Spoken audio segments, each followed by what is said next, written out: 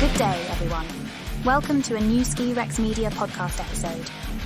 I'm Mackenzie from Ski Rex Media, the first of the Rexies, and I hope you're ready for this episode. Today, we welcome Johnny Newcomb, one half of the team that created BananaBlades, a new manufacturer in the skiboarding world. But first, let me introduce the host of the Ski Rex Media podcast, Tim from Ski Rex Media. How we doing, everybody? Of course, this is Tim from Ski Rex Media. Who else would it be, especially after that introduction? Yes, that's something you know what? We're getting down to the end of the season of the Ski Rex Media podcast. Season 4 will be getting to its series or season finale kind of soon. And you know what? Let's try and work in the new host. So shout out to Mackenzie, the very first of the Rexies. Not really a host, just an introductory person. You'll be hearing Mackenzie's voice in a few places, depending on how people like it. I mean, after all, as you're coming down to the end, it's time to get a little loose, a little silly, and try out new things that we can kind of carry over into the next season. Anyway, shout out to Mackenzie for that intro. Very awesome. Let's start out, though, right away with talking about the Ski Rex Media partners / sponsors. You know them. You've heard them. I hope you've been loving them as much as I have. Even though the season is over, I'm still going to tell you about Whaleback Mountain. Well, not that the season's over. Whaleback season is over. They have closed down for the season. Does that mean they're done for the year? Absolutely not. But fact is, if you want to uphill right now, you could. I'm certain of it. I haven't been over there in a couple days myself, but I'm fairly certain you could. I'm going to do it in a couple of days and get a few more runs on Whaleback after the season is closed. Whaleback Mountain, right off of exit 16 in Enfield, New Hampshire, not only has skiing, not just during the season, but postseason, but has a slew of summer activities as well. You could just walk up the mountain and take in the views. And on a sunny day, you could see forever into the White Mountains. You can see Mount Washington. You could see everything in the area. You could even see Killington on a sunny day, go looking the other way. You can see a lot of stuff, so you could do that. Or you could stay down near the bottom. You can use the sand volleyball court. You can use the disc golf course. Yes, there's disc golf at Whaleback too. Plus, they can handle your events. There's summer camps. There's all kinds of stuff going on during the summertime. Go to whaleback.com or give them a call, or go to whaleback.com to get their number to give them a call, and you can find out everything you need to know about what they're doing this summer. This is going to be a little silly to use their tagline right now, but Whaleback Mountain, ski it to believe it. Even though the season is also coming to an end, the outside season, it doesn't mean that you might not need, it doesn't mean you don't need equipment. It doesn't. You might need equipment. And what if you want custom equipment? And what if you get it now? That way it's ready for the coming season, or to take down the Big Snow American Dream for those of us in the East who just want to stay here in the U.S., but, can't necessarily travel out to the West where it's still snowing like a son of a gun. You go to stcustomskiesandsnowboards.com. KJ and his dad, Kevin, they'll make you up whatever you want. That's size, that's shape, that's graphic, that's everything. You talk to them, they'll get something made for you. It'll be yours. Custom. No one else will have it. It doesn't matter the graphic you want to put on it. It doesn't matter the length, the width, the cut, anything. They could get it done for you. Coming out of Gorham, New Hampshire, St. Custom Skis and Snowboards. The website is stskis.com. Go ahead and check them out. Send them a message if you want more information. I'm sure they'll help you out. I'd like to try something now, though, that I hope is as awesome as Mackenzie's intro. I want to tell you about a dream I had. Yes, we're not getting right into the interview this time. We'll get into it, but I have to tell you about this dream I had last night. I had a skiing dream. That's not something out of the ordinary. We as snow sports enthusiasts, all of us, myself, all you listeners out there, we all have snow sports dreams from time to time. And this one, it wasn't weird at first. I was on a mountain and my brain was making it up the whole time. It was a powder day. I was skiing great. Of course, it was a dream. Of course, I was skiing great. But it was a powder day. The mountain, I mean, it could have elements of other mountains and ski areas I've been to. I'm not sure, because I don't remember it being anything that I've ever seen before. So it could have elements that were just all mixed and matched and whatever. But it seemed to me that the brain here, the old subconscious brain, the old dream brain, was making the dream world up as it went along, which isn't uncommon either for dreaming. I'm sure professionals who study dreaming would tell you the same. The thing that got to me was one of the lifts. Now, almost every lift I was on, and there were only a couple, 2, 3, maybe 4, so maybe more than a couple. But there was one in particular, and it was the one that I was on as I woke up. And the thing is, I dreamed about this lift before, but the dream never went on long enough to really see what this lift was about, or the brain hadn't created it yet. This time, however, I got to see a lot, and it's a very strange lift. And the thing that really makes it more strange is that I have a general understanding about how chairlifts work. It is a chairlift. I have a general understanding about it. And when I say general, I mean super general. Obviously, I'm not an operations person. But for this dream, you don't need to have anything more. You roll into you slide into your spot, and whether it's a conveyor load, a traditional load, a detachable, an attached, whatever it is, you slide in, you sit down, you get taken away, right? All right. Picture this. The beginning of the lift, the bottom of the lift by the lower lift shack is 100% what you'd expect. To my left was the lift shack. There was a lifty in there working the controls. Great. It was kind of in a building. It was kind of enclosed. So picture the lower deck of a ski lift with the shack, and they're normally pretty open, but picture this one being inside of a building. I'm not sure how big, but and the brain didn't really get into that part either. I didn't really look around. I just know I was inside like a building as I was loading on this lift, and it was all wood. Picture a barn. Take a barn, put it over the lower area of your home mountains lift. That's what it was. Okay. Now, here was the thing that gets to me. It was kind of like on an edge, not a cliff. I don't want to say cliff, but an edge of land. And as you look forward, you'll notice there were 3 or 4 steps down. Stairs. Now, you didn't have skis on. You had to carry your skis. I remember carrying my skis in the dream. What you have to do to load the lift is walk down the stairs. But that's not even the weird part. The weird part is you are on the downhill side of the chair. So when you walk down the stairs, the chair is coming at you. You would have to turn around on the stair, sit down, and then ride around the bull wheel. You're not supposed to ride around the bull wheel. What the hell is my brain making up that you now are in there carrying your skis and you're in the barn, lifty's in the lift shack. You have to walk down 2 or 3 steps to turn yourself around, and then sit down in the chair, which then scoops you up and takes you around the bull wheel. Isn't that weird? Now, this is a double chair. And I remember in the dream, I missed the first one. I screwed it up. And I think that might be an extension of my visit to Stores Hill, which if there were some pictures on social media. The video isn't finished yet, and I'm not 100% sure it'll be done by the time this debuts, so I don't think you'll have seen it yet. A Ski Rex Media vlog, like much closer to a true vlog than the usual videos I post that are sort of like them. But anyway, I think the missing of the lift here, missing and messing up this odd backwards chair, was that at Stores Hill they have a Poma lift, a button lift, and I have told the story many times. It's one of the episodes from either season 2 or season 1, maybe even season 3. I'm not sure, but it's a podcast episode. I talked about my screwing one up at Killington. It's one of my most embarrassing ski stories ever. Now, that might be where that came from, the missing. But I did get on the chair. Now, this part I had dreamed about before, as I said. And I know the story's going around in circles. It's fine. But that part, I remember getting on the chair successfully. You get on it, you ride around the bull wheel. Now, here's the part that it gets even weirder, for me anyway. And I'm sure it's even weirder for an operations person or even an engineer, because this makes 0 sense.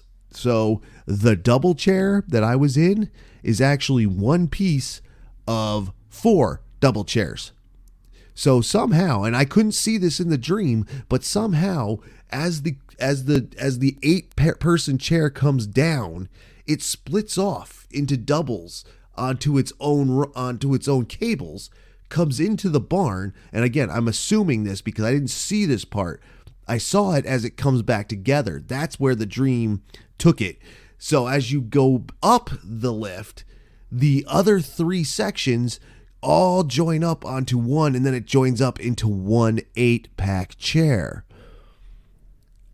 And I'm riding this thing. In the dream, it was completely normal. But I woke up, looked at my clock. It was like 4 o'clock in the morning.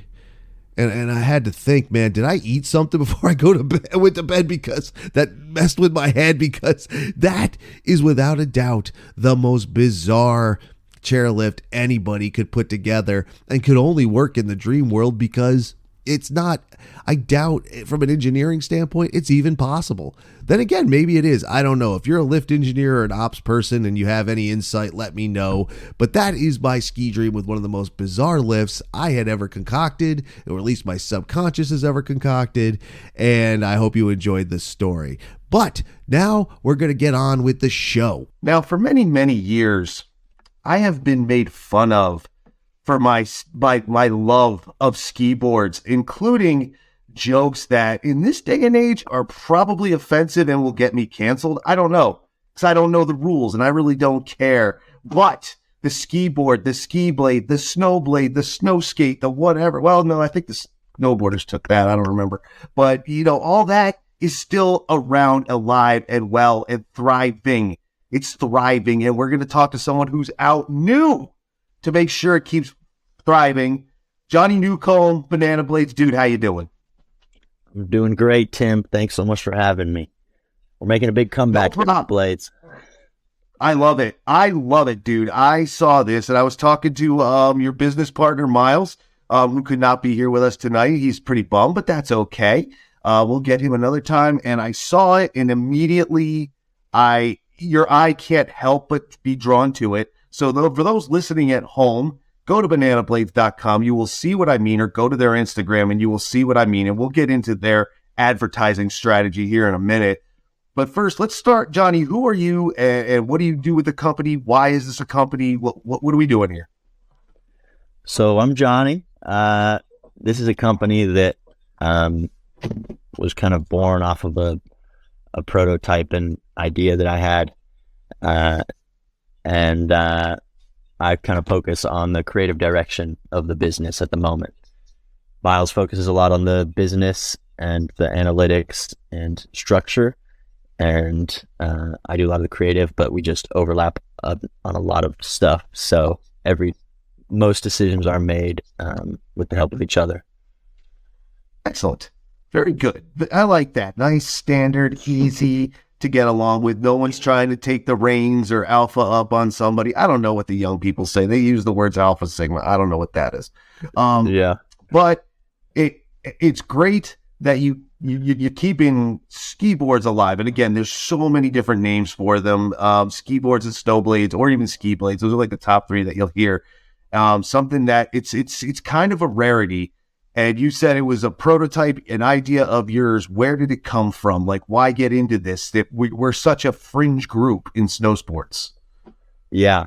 I mean, it's kind of an embodiment of the way I grew up skiing.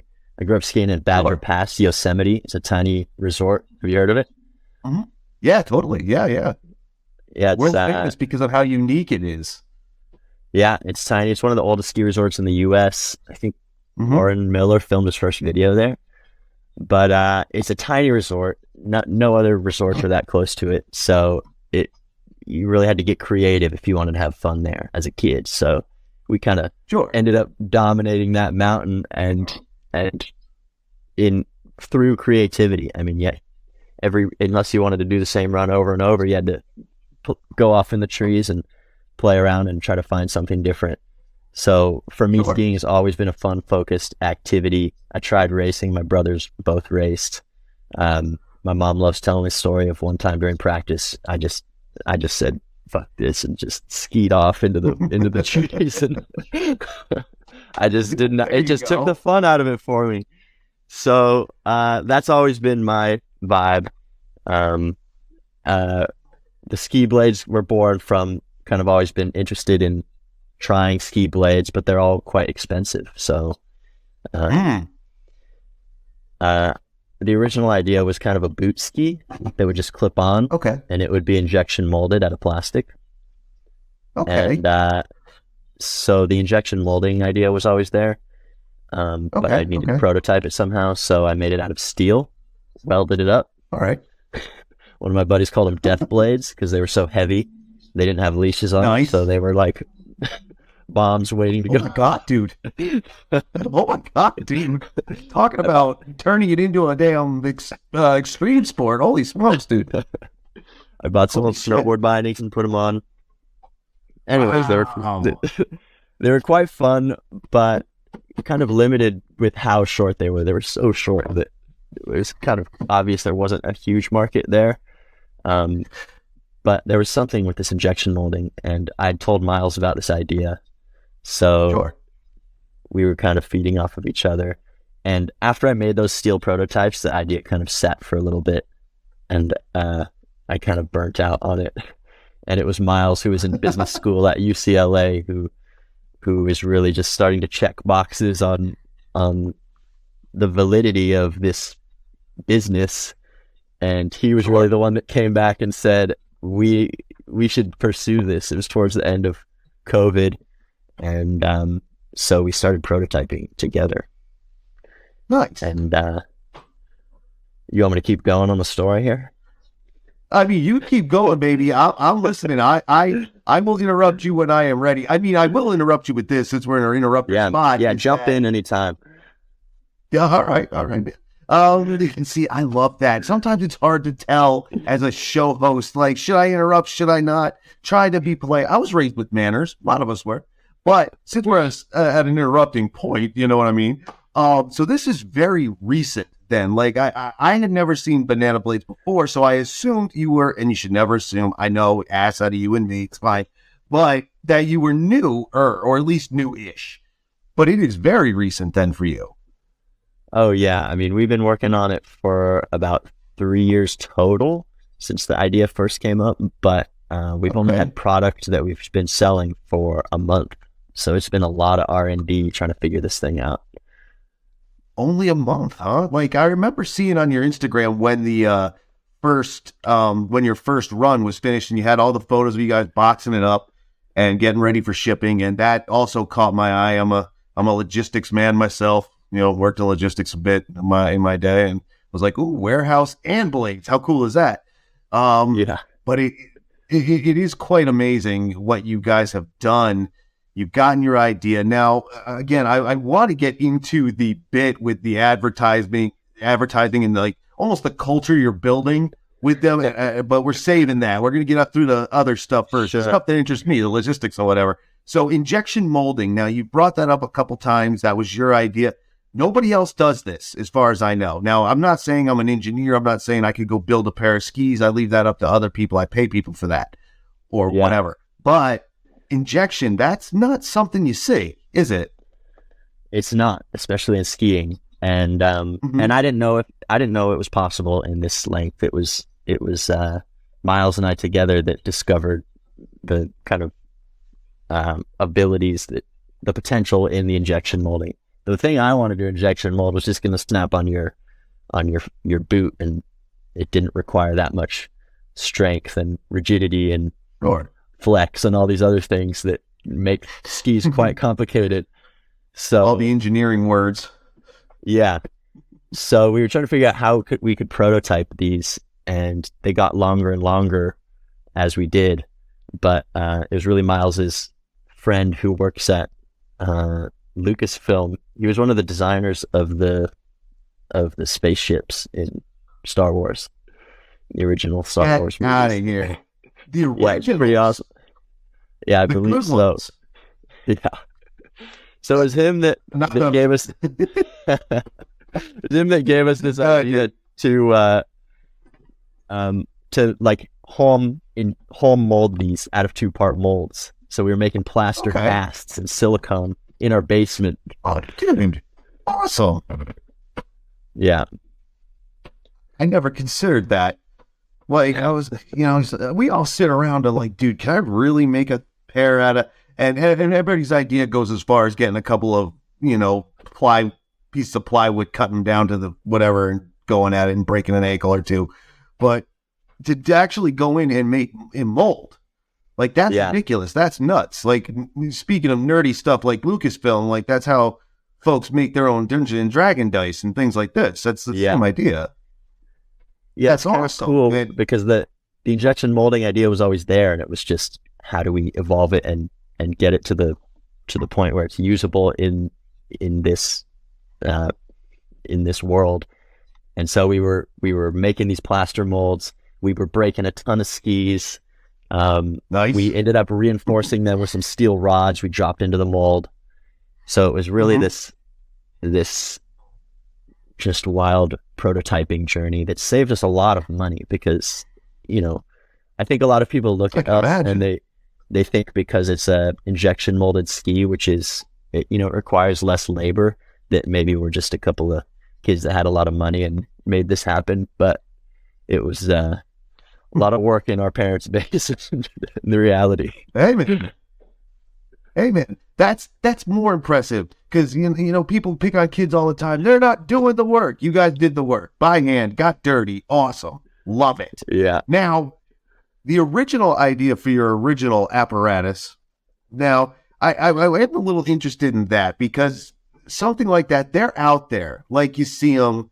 I forget who makes them. They're not super popular, so you definitely dodge that bullet.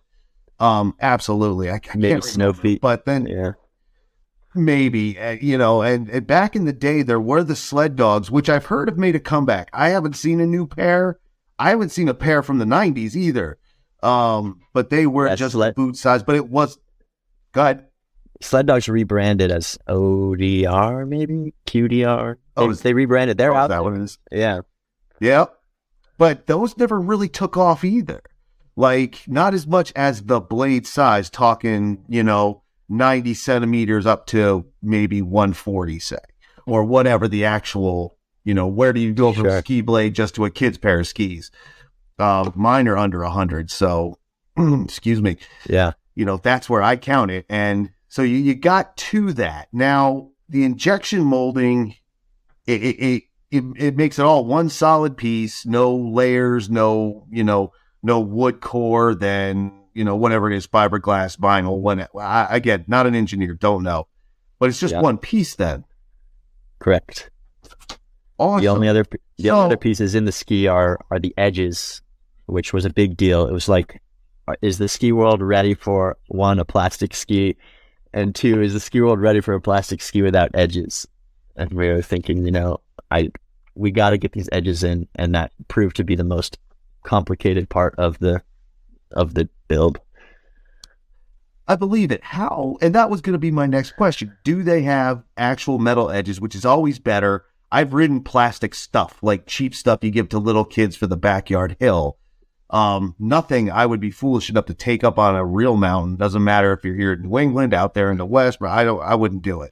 I might do it, but only for a goof, and knowing I'm going to probably get hurt, especially here in the ice. You need your edge. How do you get the edge in then? We're going to delight the engineering nerds. How do you get the edge into an injected molded ski? Something's got to hold it in. So we use kind of a pin system that's obvious when you look at the ski. Okay. An injection mold is basically like a waffle iron that closes together and the plastic goes in, and then the beautiful waffle comes out when it opens. And our waffle iron has a few pins down the sides that hold the edges in place. Interesting. Never thought of it. Almost good.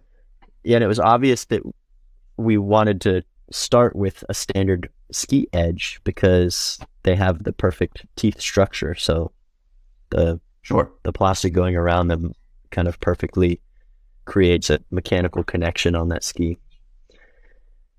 Cool. Yeah. Man, that's awesome. Like, it sounds like you've almost, I don't want to say reinvented the wheel, but, because that's just way too dramatic, but you actually got something new, like ski design, in my opinion, not an engineer, granted, we have new technologies, but it's still a ski. You know, it's not the wood skis from like the early 20th century, but it's still, you have something completely different. Like, as you said, nobody else is doing this. And I almost wonder why. But again, I'm sure there's a reason. That's the engineering portion. I don't know. Yeah. And it was really fun to like start from the ground up with the idea of a resin ski, because we kind of had to evolve into the edge. Sure. Because all of our prototypes were edgeless. We made most of our content, the majority of our content that's on our Instagram was these edgeless resin home built skis. And so it was a big deal to finally get those edges in and feel that grab.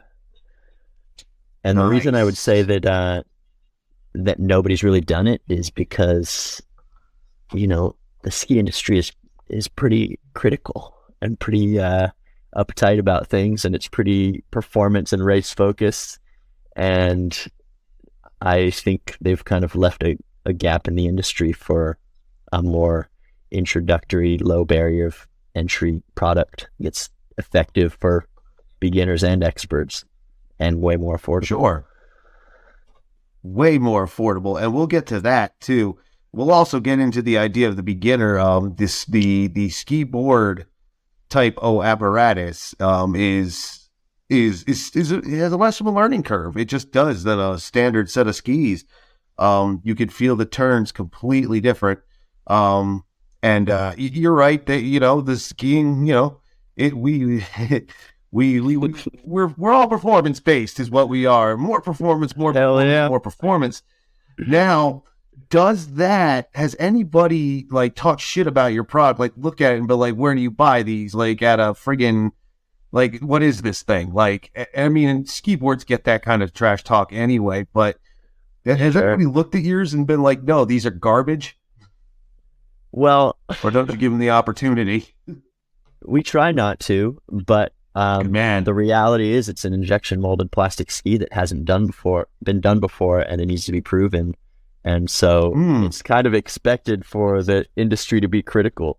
So we honestly haven't gotten that many comments. There's like a few people that have said, oh, like, what are you going to do on these plastic things? Or they don't even have edges, which now they do. So that was a good. They do now, suck up. Back.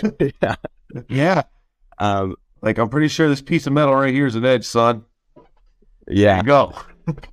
Yeah, and there's certainly a difference in kind of generations within the ski industry that totally. Gen Z is way more open to new and goofy and fun and free, kind of silly things. Look at Razor scooters. Yep. Used to ride a Razor scooter in the skate park, and you'd get beat up. And now, totally. Metal pushers were not allowed. Yeah. I remember they called them metal pushers. Like, I wasn't even big into that, and I knew that. I was like, whoa, no hate, man. Yeah. Now though, the goofiness, that's gonna sell this, man. I'm looking at your website right now, and not for the goofy part of it. And again, we'll get into the advertising, dude. It's wonderful. But in this, if you go beyond the goofiness, and it's a goofy in a good way, it's just fun. But you have right on your website, there's plenty of video. You got someone who's riding park at, you know, a regular alpine trail and a few other things. It's like they look capable to me. Yeah. It's funny. I would have guessed you were on the site because I could see the colorful lights flashing off your face. Okay. Yep. Yeah, I totally was. And again, it speaks to, you know, have people talk trash. I asked that because, you know, people are quick to talk trash without even trying it. But just from, you know, your demo videos here, they look more than capable. Yeah, what's it like to ride a pair, man? They're an effective product. And people are always like, what can you handle? We just did the Payne McShlonky Classic in Palisades. Do you know it? It's like a huge short ski race, Chinese downhill. Totally, man. Yeah, I saw. Who was it? I saw the only video I saw from it this time so far was from Michelle Parker. She was there. Yeah, Yeah, and it was riding. And she looked like she almost got clipped right out of the gate. And I was like, yeah. Pain Mishlunky, man. And again, the ski board associated with the Saucer Boy character, Jay McConkey's character, for those who remember or don't, alter ego, actually, you could almost say, you know, that character rode ski boards back when it was just becoming a thing.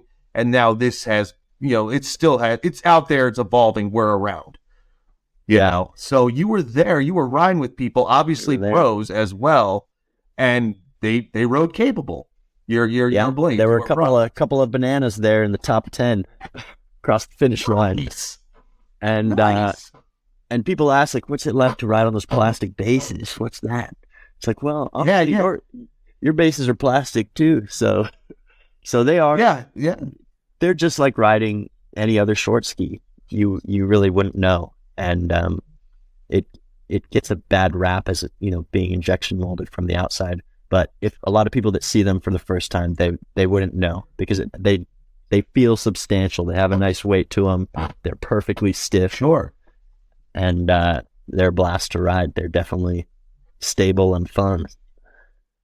Absolutely. Now, the injection molding, and again, that's something I didn't realize until 5 minutes before you came on. Like, I was just going over your site one more time, making sure I had everything down, preparing, and I saw injection molding. I was like, wait a minute, I know what that is, injection molding. You can't tell by looking at them. I mean, I'm sure there's some manufacturing nerd out there who can, but not me. Yeah. They just look like very similar to the ones I have, maybe a little more narrow. What are you offering for a width on these? They're about 100 underfoot and like 108 on the tip. Oh, nice. Yeah. Okay. So yeah, not bad. And it really isn't bad. And they look capable. There's a quick shot of someone doing a shot ski off it. That's interesting. That's really if you only have a couple friends. Not if you have like 4 or 5 dudes. If you only got 1 or 2 people, you can hit those shots. I'll leave that for you young people who still drink. So the injection molding, interesting idea. Great. Does it, I have to guess that it must make it easier. Like, you must be able to pump these things out. Or is that wrong?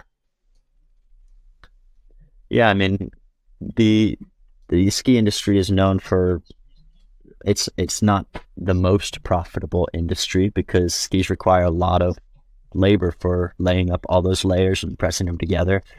And so this is certainly a somewhat revolutionary manufacturing method when it comes to the ski industry. It's very awesome, dude. And again, I'm a very big supporter of the skiboard movement, such as it is. I love mine. I was riding them the other day. Really enjoying them. I definitely need some wax and some edges, but season's coming to an end. You can wait. Well, at least the outside season's coming to an end. I'll be indoors soon enough. Shout out to Jersey and Big Snow. Love New Jersey. It might be a long season, man. It is going to be here in California. Actually, yeah, we've been hearing about that, man. You all got spanked again, like in 2017, like towns were shutting down. Like, are you all okay out there? Let's get into that. Like, that's important. Like, we could talk about skiing and dumb shit all day, but are you okay out there? I'm in a cave in the snow. I'm still digging myself out. I feel like that's not a joke. Like, because I saw some pictures on like snow brains and shit. Like, it was. Oh yeah, there's roofs collapsing and resorts were closed trying to keep up and dig out the lifts. It's been hectic, and there's storms. Actually, one's supposed to start, I think, today and tomorrow again. So they're about to get hit hard all over again. I remember this from 2017. We were hearing from like Tahoe area in Northern California. Like, we're gonna push it till July or even August if we can pull it off. That's a lot of snow, dude. How do you handle wild? It's wild. I mean, me and Miles both live in the Bay Area, so we drive in and out of it. And we just got to wait for the roads to clear off and them to get all the avalanches under control. Oh, I'm sure, dude. Like, when you're talking 600, like who they just announced like they were just shy of their record at like 630 plus for the season. And again, like I said, it's still coming. Like it hasn't stopped. Like I can't even imagine that. Like, I mean, we have Buffalo out here. They get hammered, but not like that. Yeah. It's Great for us, though. It's going to be a long spring. Great for blading. Yeah. Absolutely. And I hope you enjoy it. Like we had a little push out here in New England. Like places are shutting down, but if you have skins and like the uphill, scene and you're good at that, you'll still have, even the places that are closed, you'll still be able to walk up and still do it. Plus we've had other places that are going to push till, into April, maybe May. Killington's calling June. I'd bet against it. Nothing against Killington. I just, I know, I'm not going to say I know Vermont as well as I think I do, but you never know. I've been wrong before too, which is usually my default setting as I'm wrong. But that's great, man. And, kind of interesting. I have seen skins offered for skiboards. For the uphill, you could put an uphill binding on it, get your whole 9. Do you think yours should work for that? No? It's certainly a possibility. Man, we've had the craziest people reaching out to us and saying, I want to take these. A lot of people want to telemark on them, which I think is wild. There's been 2 guys that want to paraglide with them. Whoa. Yeah, a lot of people. And then, a lot of people ask about touring on them, which I'm not sure how a touring setup would fare on them, but the binding platform's really small, so true. But there are those who use telemark bindings on them. Shout out to Adam X over there at the Pursuit podcast. He's done it. He's ridden skiboards on a telemark binding. Check out the Pursuit podcast if you want to hear his take on telemark. It's funny as hell. Especially if you get the joke. I love Adam. He's a good guy. But I could see it, dude. Like, again, it looks very capable. I mean, here's a photo or a reel on Instagram, and you got somebody being towed behind a car, doing back flips, all this other stuff in the banana. And what is this, a drop on? That's not Corbett's, is it? It is Corbett. It is. Yes. Yeah, I was waiting for that scene to come up. It wasn't coming. But yeah, I like if they can do that and the person can survive. Was that you? That wasn't you, was it? Out there in Jackson? Yep. Nice. It's me and my brother. Nice. Cool, man. So, and you guys are ripping just as natural as can be. It's and again, a Corbett's drop, man. Like, my knees hurt looking at it, but more than capable. Now, you use, I can never remember the type of binding this is. What do they call that binding? I can never remember. So it's a non-release universal binding. So it's not meant to release. That's what it is. We've seen them release a couple times, but it happens. And then universal meaning you can adjust it. So any size ski boot you have, get it on there, and you can line it up. It's pretty great. Totally. It is pretty great. I have that type of binding on mine or a similar type. It was made by Bomber in the early 2000s. It's all aluminum. It's very fancy. It's very light. Mine, I got a deal on them, so whatever. But it is the same idea. It's the non-release. Once you're clipped in, you're in for good. Still get your tethers though, because you never know, or your leashes. Yeah, absolutely. Yeah. And it's a wonderful binding. Like, have you tried it with a more standard ski binding yet, or has anybody tried it? Do you know? No, I mean, the ski was designed for that binding specifically. You'd have to put some kind of plate on it to be able to hold another, a standard binding. But anything's possible. We may eventually come out with a model that's, that receives a more standard binding. Okay. Because I know people, I mean, God, this is the era of the homebrew. Somebody's putting a binding on it. Somebody's going to put a snowboard binding on it. Although I don't know if you got enough width for that, but it looks like now when you when you take a standard ski, you have to drill it to get your binding in. Yours are molded already for the binding. Yes, that's what it looks like. I don't know. Yeah, it's pre-molded Okay. to receive that binding, the whole All right, so, locations and everything. Wow, talk about making it easy for someone, man. So you have not only made a product that could conceivably be cheaper, and we will get to the price, I promise.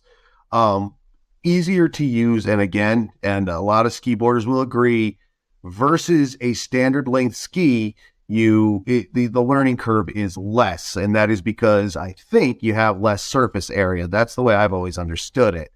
So your turns are a little different, though you do sacrifice stopping distance, again, because you lose surface area. I personally can't stop nearly as fast on my ski boards as I can on 170s as I can on 190s. Not that I have the 190s anymore. I'm too old for that stuff. But do you see those kind of issues at all? Just real quick, since it popped in my head, and I'm saying it like, obviously it's easier to use, but you do lose because of the loss of surface area. Quick stops aren't necessarily a thing, or because of the weight, it is easier to stop. You see what I'm saying? Sure. Because I'm not sure I do. Well, Go so for I've it. got those edges in there for maximum grab. But, I mean, long skis are long, and they exist for a reason, and that's for the surface area and the ability to carve, which is Sure. awesome, but it takes a long time to learn how to use.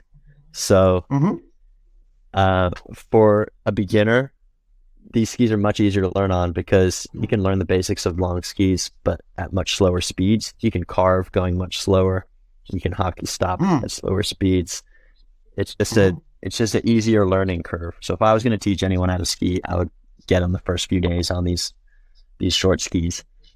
As far as someone who's an expert who wants to ride them, yeah, they can be limiting, but they can also open up other doors as far as freedom for tricks and aerials. And we've had a lot of freestyle riders get on them and just say, wow, I feel like I'm on the trampoline. There's nothing on my feet.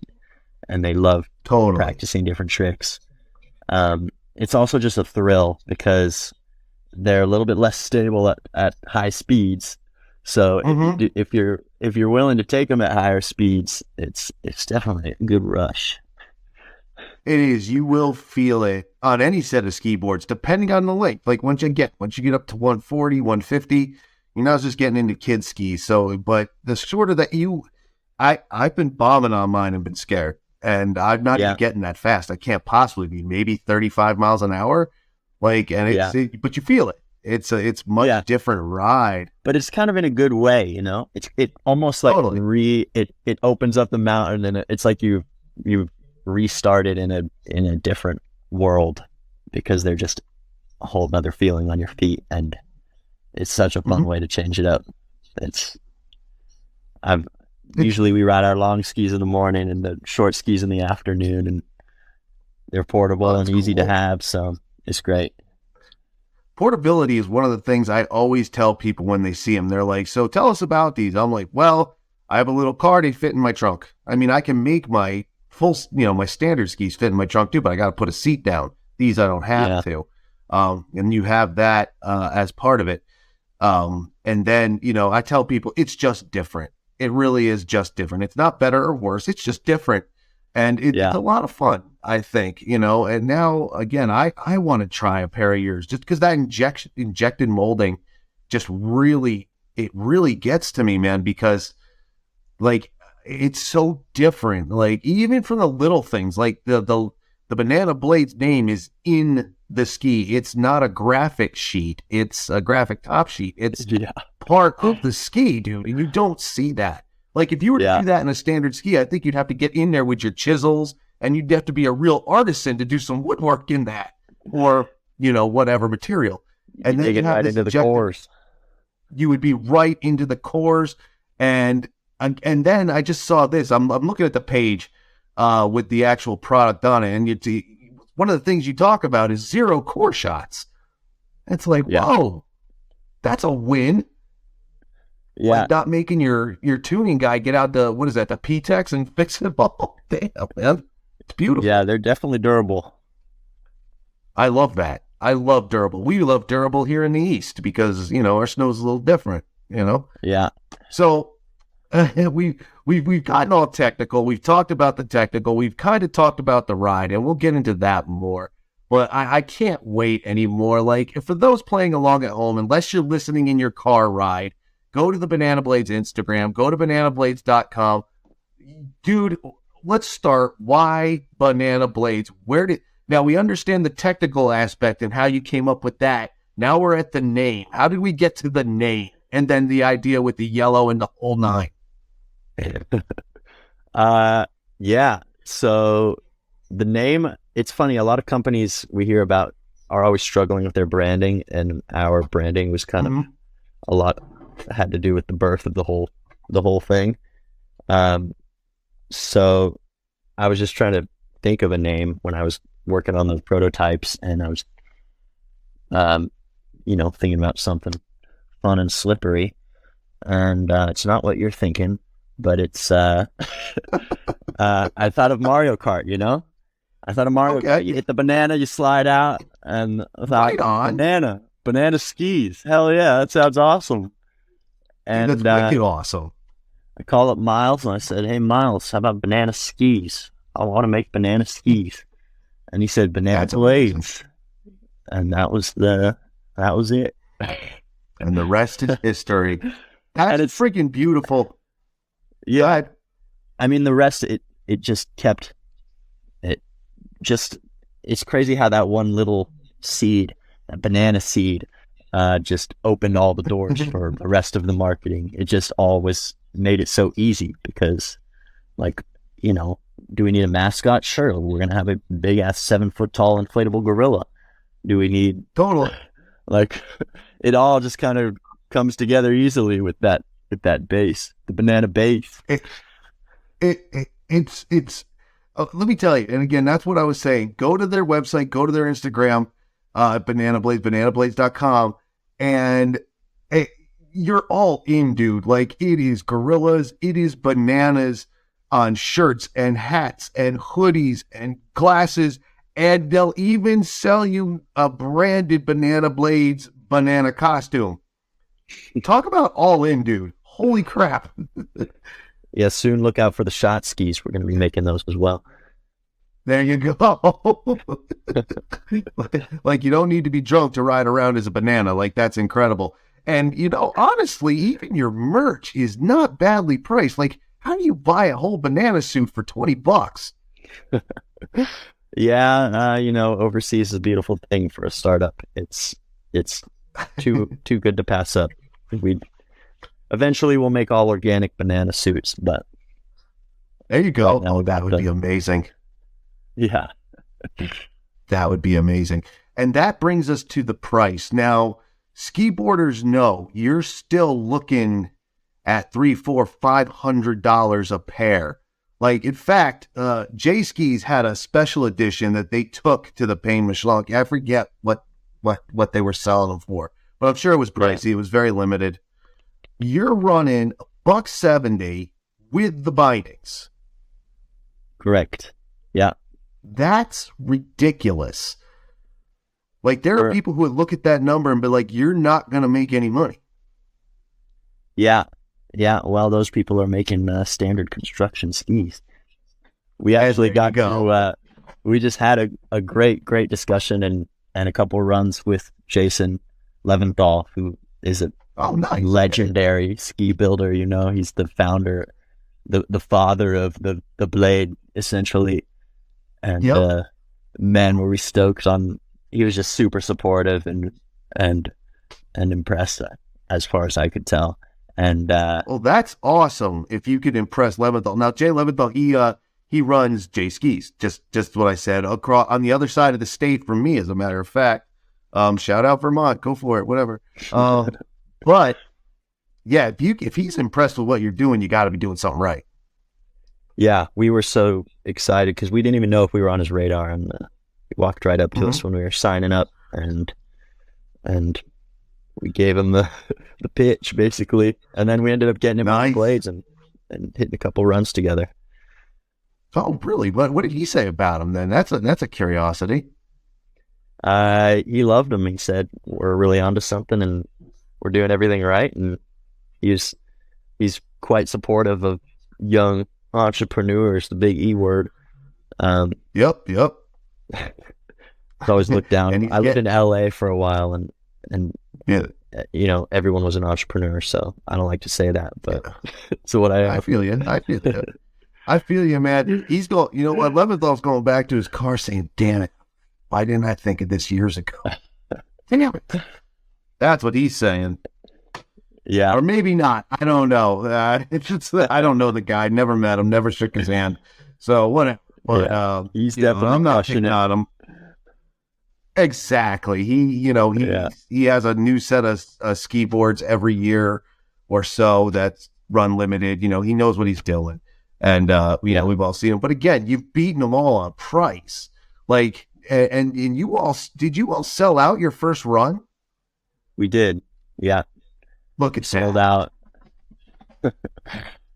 That was definitely a big deal for us.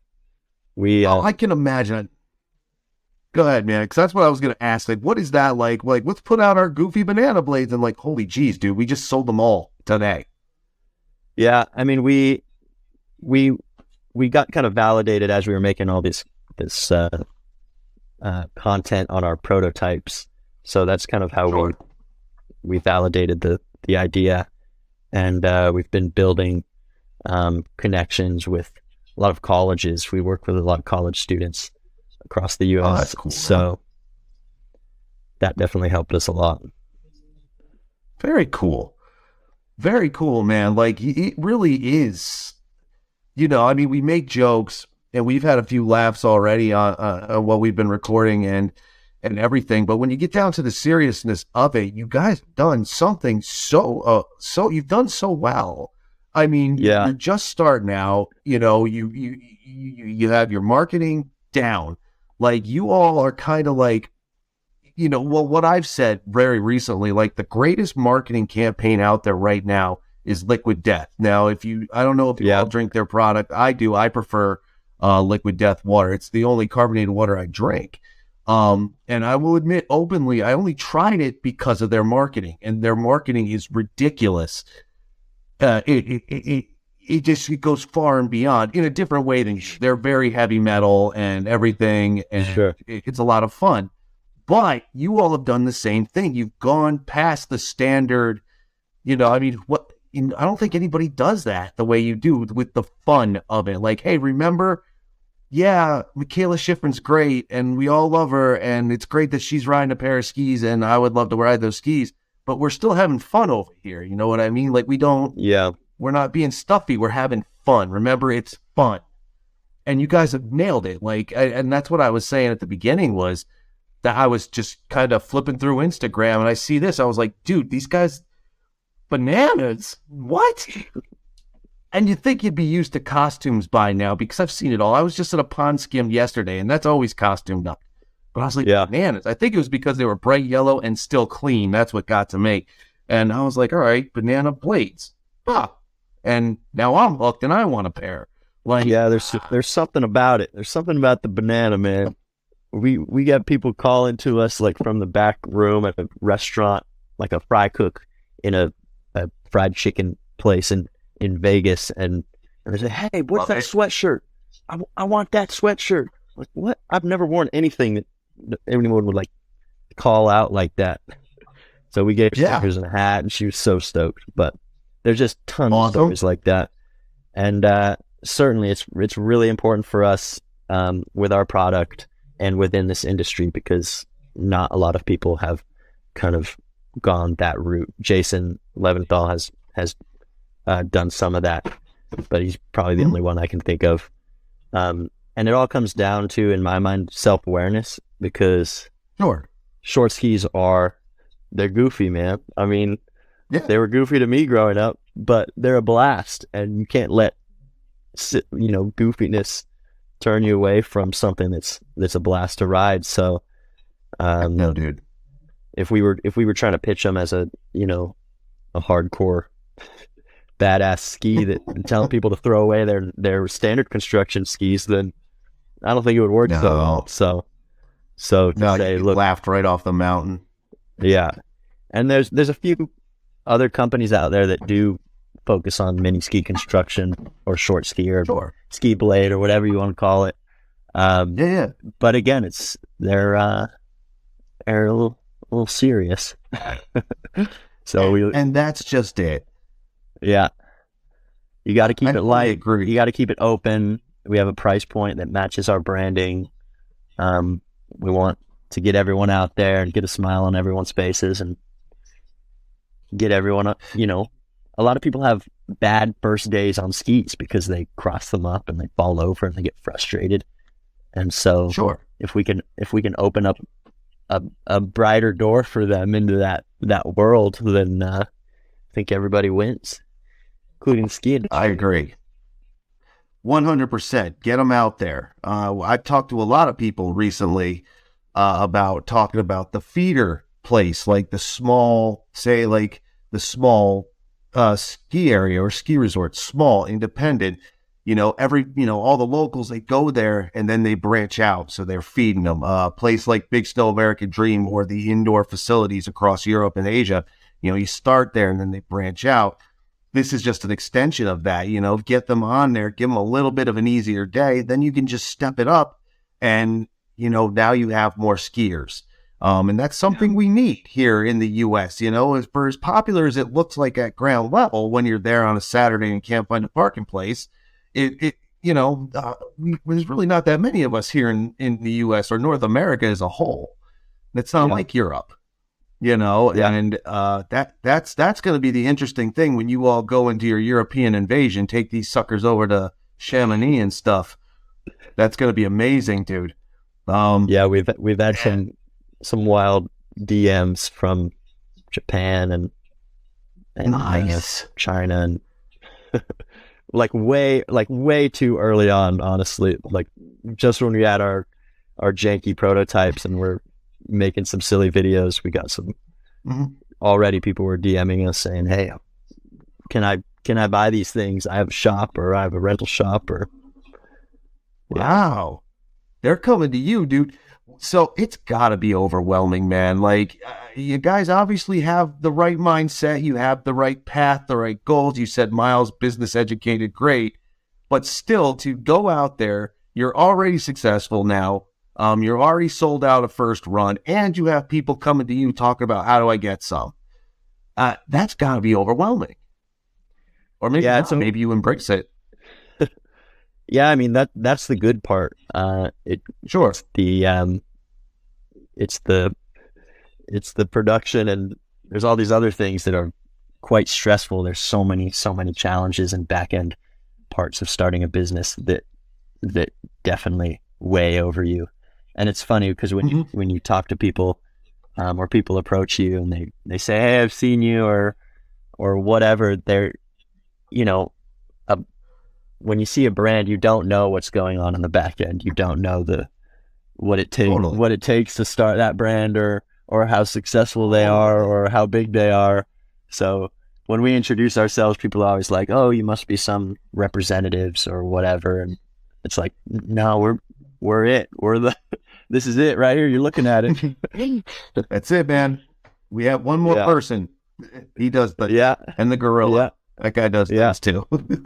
That's it. Get some coffee. That is, there you get your coffee. And that's so cool, man, because, you're obviously on the face. And again, that speaks to like your marketing and stuff. It's kind of goofy, kind of silly, kind of fun. Right. But then there's the serious part behind the scenes, and you have embraced them both. And it shows that people I don't want to get too overly inspirational because what the hell do I know? But follow your dreams. That's what Eric Cartman said years ago.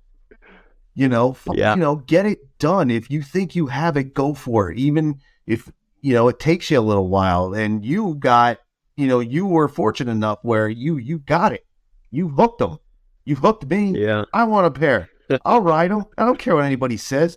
People used to call them fruity boots back in the days. I was like, what? I was like, just put wax on them, dude. We made them actual fruits, so there you go. I say, you win. You just won that. I wish I could remember. Checkmate saying. Like, I remember it was some tech in a shop at Stratton, Vermont. Stratton, the pseudo home of skiing, snowboarding. I mean, for you snowboarding fans, you all know what Stratton is out there, coast to coast. And shout out Burton again on the other side of the state, man. Vermont's legitimate, but we don't have BananaBlades. That's out in California, and that's a beautiful thing. And again, I don't hate, I don't stereotype, I don't do nothing. I love it. They look great. They look fantastic. These shades even look decent on the dog. That's amazing. Again, everybody, BananaBlades.com. Go there.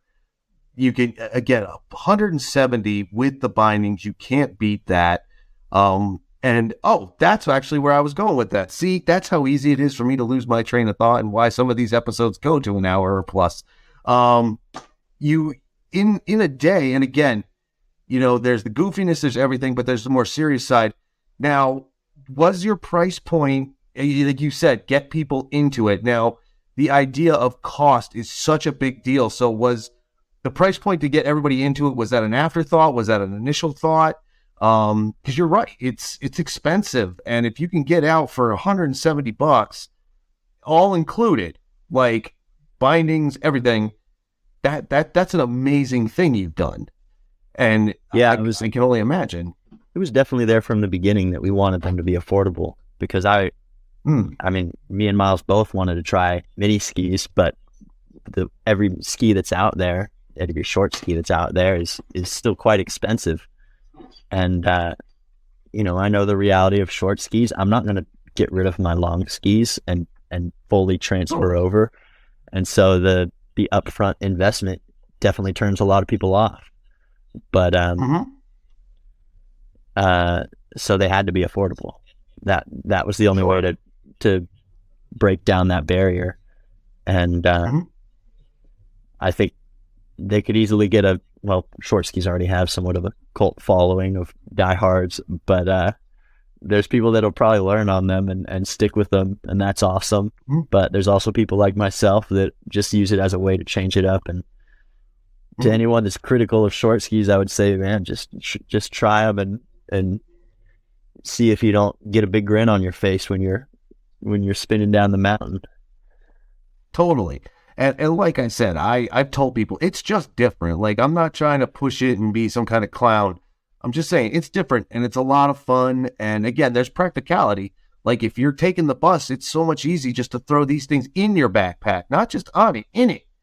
Depending on the type of bag you carry, obviously. But you can just throw these up under your arm. It's very easy.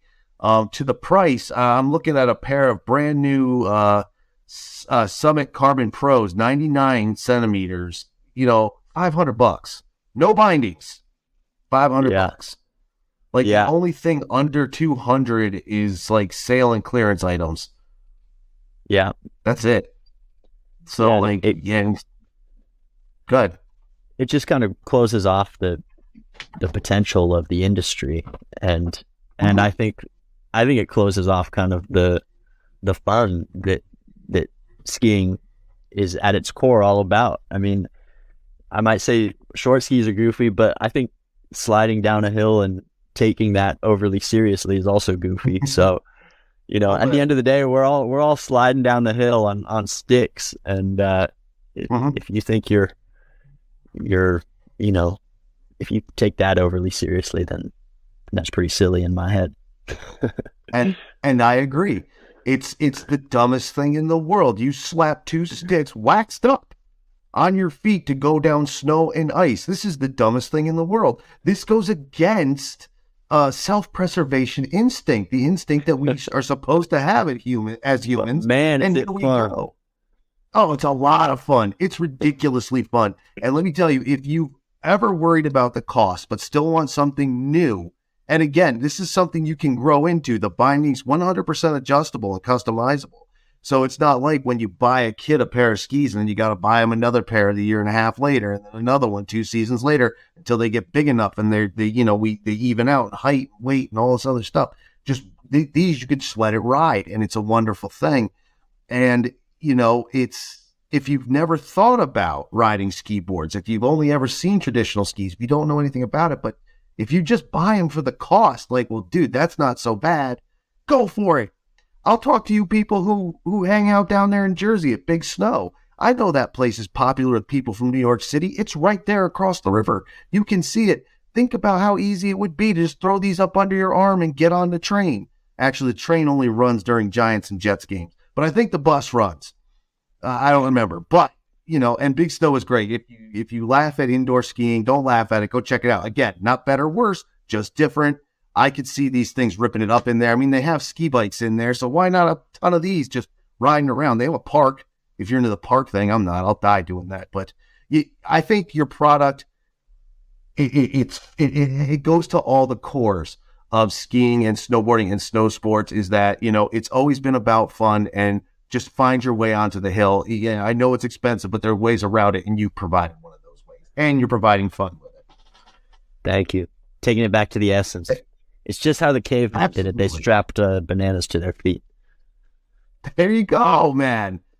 The best part about it is the eaters aren't one-time use like bananas, although bananas are delicious, so that's also a bonus. But that's a whole other conversation for a cooking podcast.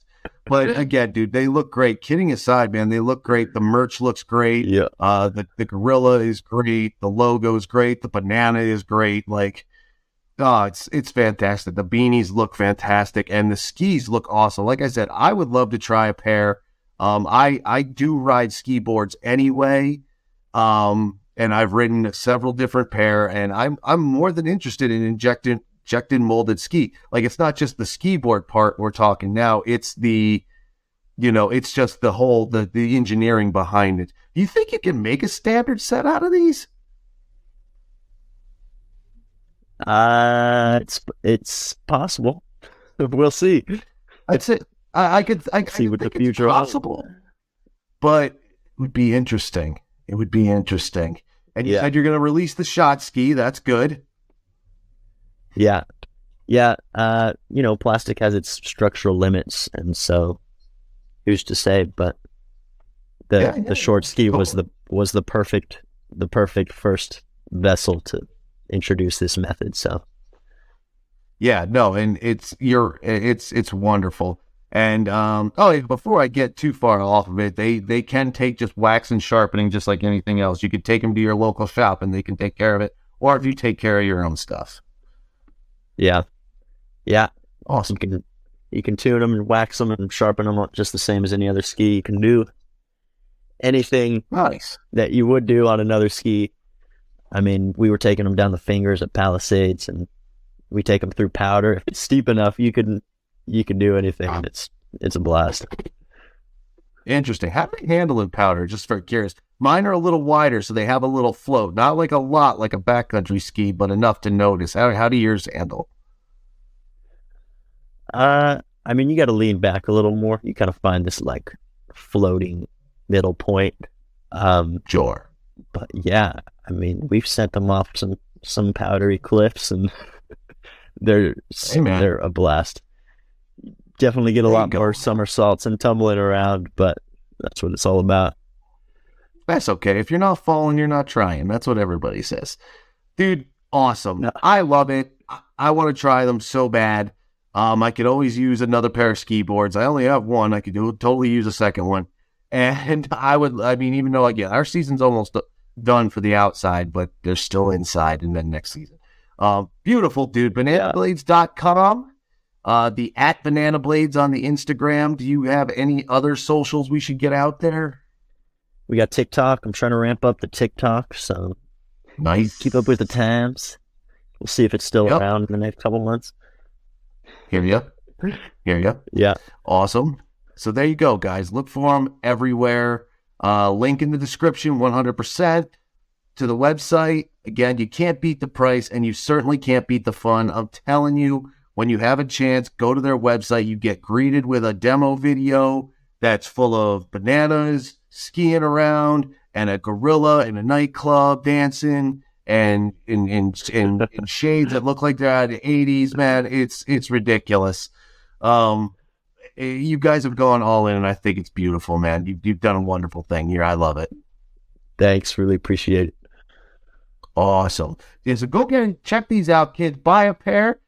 We will let Johnny go. say hello to Miles for us. We'll get him on the next one. We'll check in with you again, especially if you launch something new or whatever, or if you just feel like the need to BS. Ski Rex Media is here, my friend. A little therapy. Do you do that? I do it for free. Only because I'm arrogant and I feel like I'm a genius. I'm trying to work through it. I need my own therapy for that. But I can talk someone down, I'll tell you what. All right, dude, then I will let us go get on with our night. Everybody, again, go to the description, BananaBlades.com, links, check it out. Whether you're a skiboarder, whether you're not a skiboarder, if you're a snowboarder, telemark, doesn't matter. Go look. Johnny, thank you very much. Thanks, man. Go bananas. Back to work. Go bananas. And there we go. Thanks, dude. Thanks, Tim. And there he goes, Johnny Newcomb from BananaBlades, man. Check that out, man. I'm serious. Check out their website. Check out their Instagram. The website is linked in the description, as always, and their Instagram, very easy to find, BananaBlades. These guys are all in on the bit they're creating, and it's wonderful. It'll catch your eye, and I think you'll get a kick out of it. Even if you're not a skiboard fan, I think you will get a kick out of it. But again, I want to check these things out, like I said during the episode, man. Injection molding. I completely blew that, didn't I? Injection molding, using that technique to make a ski. It's very interesting. I'm kind of curious to see how well they ride, but they look great in the videos. And like I said, I think you'll enjoy them anyway, because there's just bananas running around and a gorilla and all kinds of good stuff. So there you go. BananaBlades, Johnny Newcomb, very cool. I'm going to get out of here for this episode. I hope you enjoyed it. I really, really do. We're going to try something new. We're going to hand it back to Mackenzie the Rexie to do the closeout and everything for you, to tell you where everything can be found. I won't do that this time. The shameless plug part. That's right. I have Mackenzie to do my shameless plugs, so I'm not just doing them myself, right? Right. So anyway, this is Tim from Ski Rex Media. I hope you enjoyed it. Dig on the new shameless plug portion of the program. Mackenzie, take it away. Thank you, Tim. Of course, we do hope that you enjoyed this episode of the Ski Rex Media podcast. If you are new to the programme, thank you for joining us.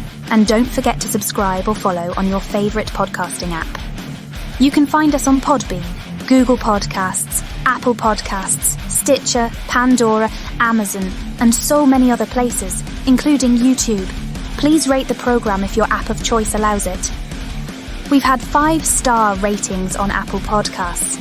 Check out Ski Rex Media on our website at skirexmedia.com, where you can also find links for our partners Whaleback Mountain and Saint Custom Skis and Snowboards, as well as links to Ski Rex Media's social pages. Follow us there as well. There are just so many places to follow Ski Rex Media, and we hope that you pick a few. Again, thank you for listening to the episode, and we'll see you on the next one and out in the mountains. Cheers!